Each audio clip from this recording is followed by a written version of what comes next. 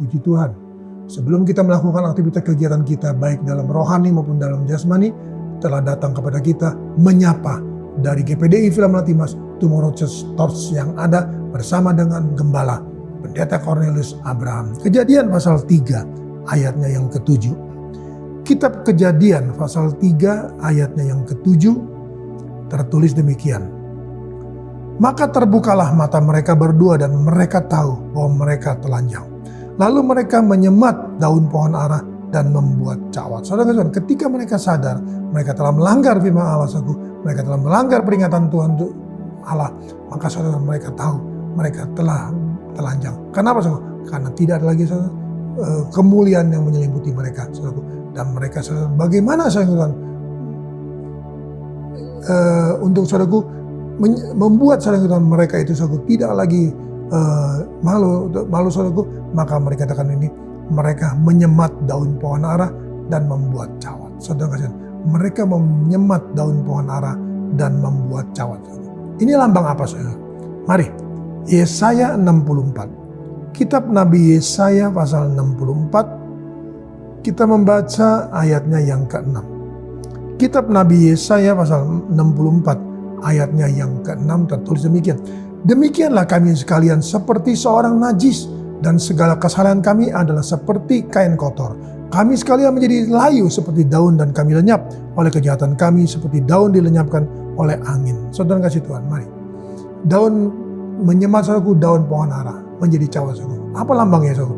Adalah seperti kain kotor. Segala dikatakan seperti seorang najis dan segala kesalehan kami saudaraku seperti kain kotor.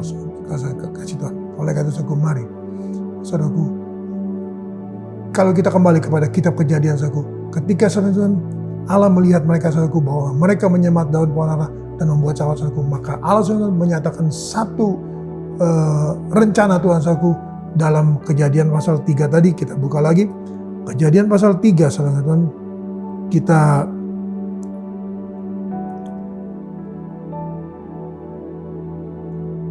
ayat yang ke-21 kita baca. Dan Tuhan Allah membuat pakaian dari kulit binatang untuk manusia dan untuk istrinya itu, lalu mengenakannya kepada mereka. Nah saudara kasih Tuhan, mari kita lihat.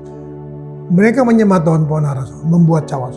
Yesaya 64 ayat 6 berkata, kesalahan kami seperti kain kotor, tidak bisa mengubah segala sesuatunya. Dan oleh karena itu, bagaimana solusinya? Maka Tuhan berkata, membuat pakaian dari kulit binatang. Berarti ada korban, ada sembelih saudaraku. Ada binatang yang disembelih saudara. Dan dari binatang itu hasilnya dikatakan bahwa Allah membuat pakaian dari kulit binatang untuk istrinya itu, dan untuk dia dan untuk istrinya, lalu mengenakannya kepada mereka saudara. Mari saudara, anugerah Tuhan diberikan, kasih karunia diberikan, keselamatan saudara dijanjikan, dan saudara kita bisa menerima itu semua hanya dengan saudaraku kita menerima Yesus sebagai Tuhan dan Juru Selamat pribadi kita, saudara. Karena dia sudah seperti binatang saudara yang dikorbankan, dia sudah mati atas kita saudara di atas kayu salib, dan saudara kita harus saudara mau mengenakannya. Mengenakan apa saudara?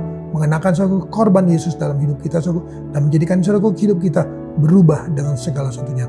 Nama Tuhan dipuji, diagungkan, dimuliakan. Dalam Injil Lukas pasalnya yang ke-18, Injil Lukas pasal 18 ayatnya yang ke-9. Lukas pasal 18 ayat 9 tertulis demikian. Dan kepada beberapa orang yang menganggap dirinya besar, benar dan memandang rendah semua orang lain, Yesus mengatakan perumpamaan ini. Ada dua orang pergi ke bait Allah untuk berdoa. Yang seorang adalah Farisi dan yang lain pemungut cukai. Orang Farisi itu berdiri dan berdoa. Orang Farisi itu berdiri dan berdoa dalam hatinya begini. Ya Allah, aku mengucap syukur kepadamu karena aku tidak sama seperti orang lain, semua orang lain. Bukan perampok, bukan orang lalim, bukan pezina, bukan juga seperti pemungut cukai ini.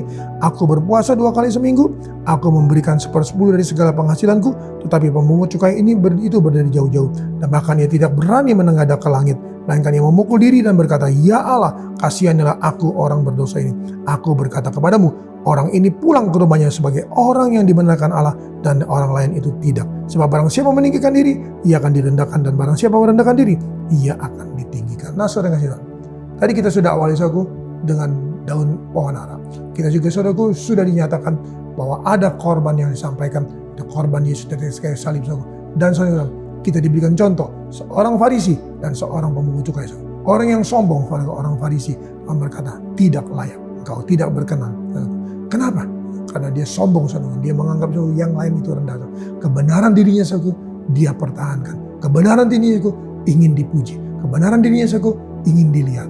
Tetapi Allah berkata, engkau tidak layak dan tidak berkenan. Mari saudara, kita hidup dalam kebenaran firman Allah. Kita hidup menjadi seorang pelaku daripada firman Allah. Kita datang dengan merendahkan diri dan hati kita, maka saya yakin percaya, berkat Tuhan atas kita semua yang ada. Kita datang pada Tuhan dalam nama Tuhan Yesus, kembali hamba-Mu datang padamu, berdoa dan menyerahkan semua kawanan domba dalam tangan-Mu, dengan segala aktivitas kegiatan kami semua yang ada, hamba serahkan dalam tangan-Mu. Berkati mereka, sertai mereka, lindungi mereka, kuasai mereka, perjalanan mereka lakukan Tuhan sertai, dan segala sesuatu yang mereka lakukan diberkati oleh Tuhan. Anak-anakku yang sekolah, anak-anakku yang kuliah tetap Tuhan tolong, perjalanan mereka Tuhan tolong, setiap kendaraan mereka tumpangi Tuhan kawali dengan pasukan mereka Tuhan, dan juga kemanapun mereka pergi, dimanapun mereka berada, pernyataan Tuhan dan perlindungan Tuhan nyata dalam bagi mereka semua yang ada. Kami ucap syukur, terima kasih untuk semua ini, hamba berkati mereka, dalam nama Tuhan Yesus Kristus, haleluya, amin. Tetap semangat, jangan kendor.